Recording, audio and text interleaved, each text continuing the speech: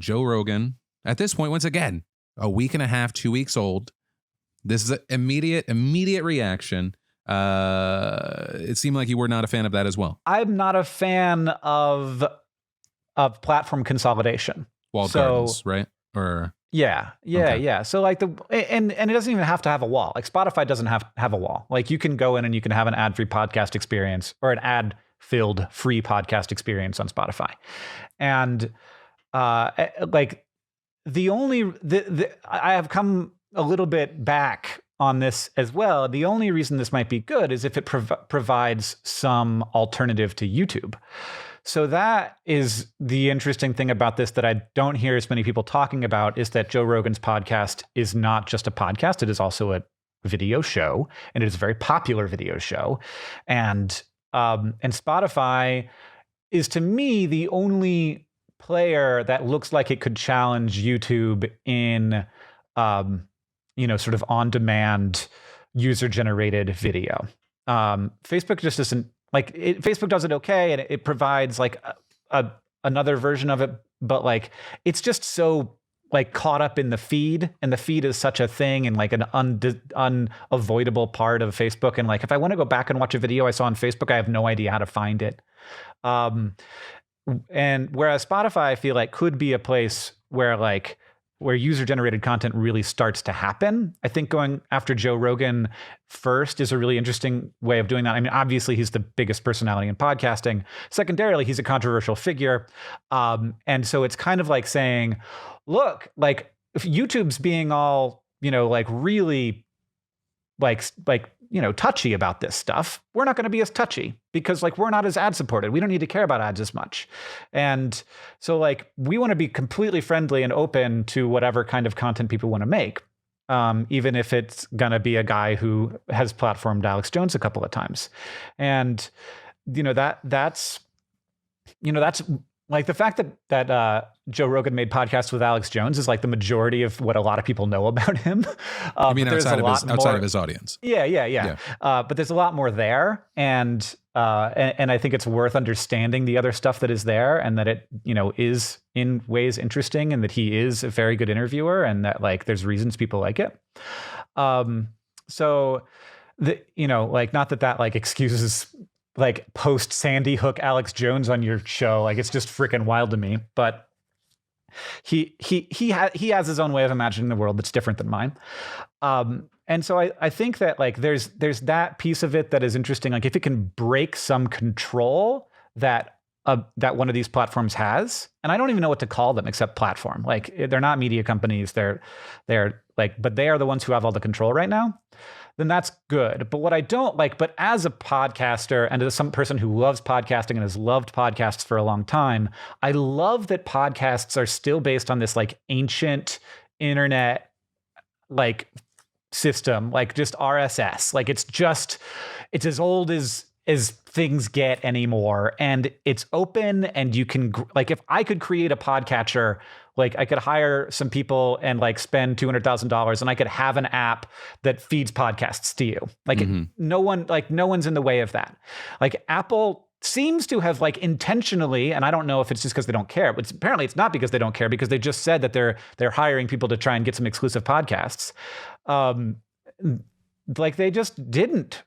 They had all the market share in podcasts for a long time, and they didn't protect that at all, and they just like left the door open, even though they're a company that has more cash than like governments do.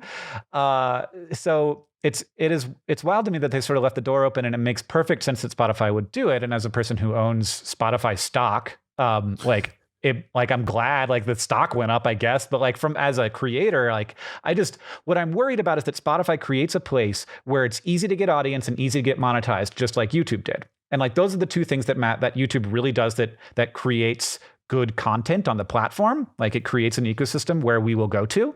And if Spotify can do that for podcasts, and then also like lock a lot of those podcasts in so they're not available anywhere else, then suddenly there's this giant company that controls all podcasters and controls all podcast audience, and is like it does the thing that the YouTube algorithm does to us, which is like, and it like kind of decides what content we make by deciding what content they feature. That's a scary thing to me, and I don't want it to happen to podcasts, which is like the last beautiful bastion of algorithm-free internet. Yeah, I mean, I hear you on it. I don't think that it's a place where there is a risk of it becoming a monolith, just because, like, I think you're probably right. I think they want to, but it's impossible. Yeah, because, well, especially because there's some places that, like YouTube. I mean, look at YouTube in the gaming space, right? Too big to fail, too big to be for someone to compete with. But then in one specific avenue, you have a Twitch, right? Twitch ends up getting a huge, gets acquired, gets a huge amount of money.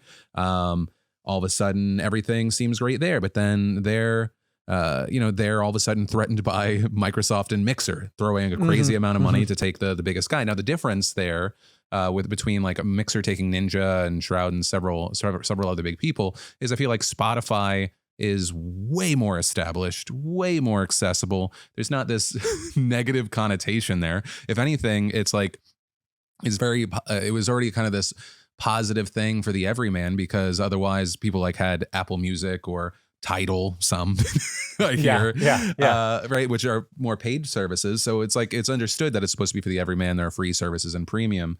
But then the effect is that all of a sudden Twitch starts throwing guaranteed deals to lock people down. YouTube starts locking people down. So if all of a sudden Apple is jumping into the game, then maybe, YouTube goes, hey, this is another avenue where we have to lock people down. And so it ends up being, I understand, maybe not for everyone. It ends up being great for established people who lent their time and effort to giving these platforms success. Obviously, like, YouTube is what it is, but to a certain degree, a lot of us were a big part of the rise. Little incremental parts, but parts that were very important. And even today, it's like little, bricks in the wall, slowly building and sustaining those things. So I think it's good. Obviously, I hope to try to benefit from it some way. I mean, we could throw our little hooks in the water. I think it's the only way you can make these platforms care about the actual creator, because otherwise we're just these things that, I mean, I know Rogan in the past talked about it in the sense of like, I think even talking about Spotify specifically, I could be wrong there, where he was like, why would I go there? There's literally no incentive. I'm going to give you this thing because what? I get essentially like the fucking thing that artists had to deal with forever. It was like, I'll give you exposure. It's like, oh, cool. Fucking thank you. Well, you get a more audience than when you're Joe Rogan and you're selling a lot of earballs to also advertisers. Him specifically, I see it being valuable for Spotify for several reasons. Not only, do they get the full show by the end of the year, not only it looked like in September they'll be able to partner with the company that he's been normally working with to sell ads, and they're going to potentially be introducing mid-rolls, right? So it's like all of a sudden potentially more money, is that he's still keeping his YouTube clips, right? So he's going to be making money on the things that are wildly acceptable to the people that were watching. And I think after the initial brunt of some people saying that he's selling out, which if someone offered me $100 to $200 million to I would put my shit on like toaster ovens exclusively. Just for clarity, I'm in the same boat. I will take, if anybody's listening right now, I will take significantly less than that to go exclusive on Spotify.